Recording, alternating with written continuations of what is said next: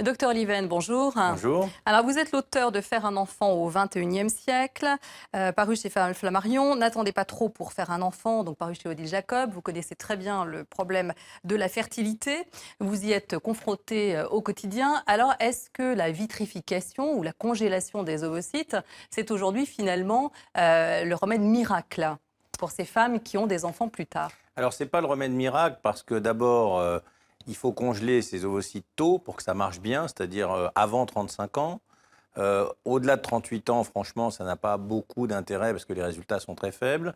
Et deuxièmement, même pour une femme qui a un bon stock ovocytaire, les chances d'avoir un enfant, c'est de l'ordre de 60%. Donc déjà, premièrement, ce n'est pas une garantie d'avoir des enfants. Et deuxièmement, en France, 80% des couples veulent 2 enfants et c'est encore moins une garantie d'avoir une famille.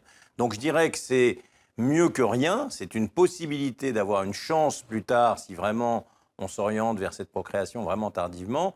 Mais présenter ça comme un remède miracle, une garantie, je pense que c'est faux. Mais alors, est-ce qu'on a suffisamment de visibilité pour savoir si au bout de 10 ans, la décongélation reste optimale, hein? Alors ça, on ne l'a pas, mais disons qu'on a quand même ce recul dans la congélation des embryons, la congélation du sperme. Et en tout cas, pour ces deux systèmes, la durée de congélation ne semble pas influencer sur les résultats. Donc on peut être optimiste sur ce plan, c'est-à-dire congeler ces ovocytes à 30 ans et faire un enfant à 40 ans, ça devrait marcher. Alors, on a vraiment l'impression que c'est un pied de nez au temps qui passe pour toutes ces femmes. Est-ce que finalement, ça risque d'être la solution d'avenir pour toutes ces femmes qui investissent dans le travail et qui repoussent ce projet d'enfant à plus tard? Alors, la solution d'avenir, non, puisqu'il y aura quand même cet écueil d'un échec potentiel avec ces ovocytes congelés et le fait de ne pas pouvoir faire autant d'enfants qu'on veut. Et je pense qu'il y a un autre problème, c'est que les raisons pour lesquelles les femmes ne font pas d'enfants jeunes sont aussi les raisons pour lesquelles peu de femmes congèlent leurs ovocytes jeunes. Elles pensent à autre chose, elles sont impliquées dans d'autres domaines. Alors, on peut imaginer que la société va changer, mais Est-ce que la depuis... société va évoluer dans ce sens-là? Peut-être, mais en tout cas, aujourd'hui, où il y a quand même des articles dans les médias, Et etc. on voit que les entreprises s'en mêlent quand même. Voilà, Facebook, alors, Google, oui. qui proposent donc de financer cette congélation. Ça va très loin. Alors là, on est dans un marché américain, mais en France, par exemple, moi, je vois 4 ou 5 patientes par an, par exemple l'année dernière, qui sont venues me demander conseil sur le sujet, et plutôt vers 38 ans. Bon, c'est pas ultra médiatisé en France, mais il y a eu quand même des articles, il y a eu des reportages télé. Donc on voit que ça ne suscite pas aujourd'hui un engouement. Est-ce que ça le sera pour le futur?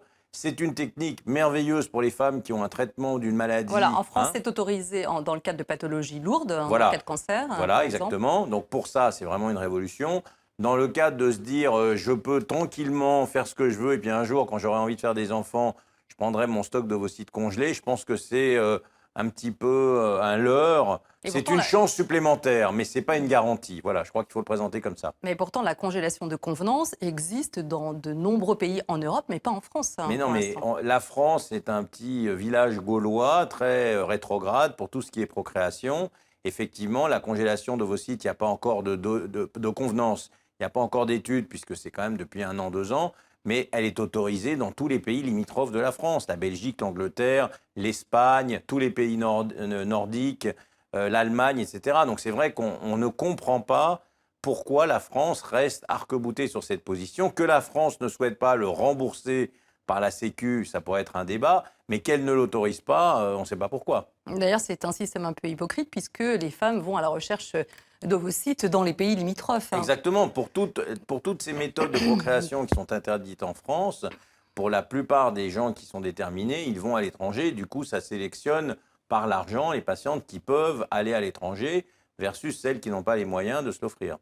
Mais est-ce que ce n'est pas un système, cette congélation, qui permet de rétablir une certaine parité homme-femme, puisque les femmes ont accès donc à la procréation plus tard, Oui. comme les hommes, hein? Voilà, moi je pense que c'est effectivement un plus, comme je le dis, hein, je ne critique pas cette méthode, mais je crois que il faut quand même faire attention de ne pas donner un message supplémentaire aux femmes qui leur permettrait de se dire encore plus qu'avant, il n'y a pas de problème finalement, je peux attendre. Avant, on disait, il y a la FIV, la fécondation in vitro, ça va marcher, on sait qu'à 40 ans, ça ne marche pas.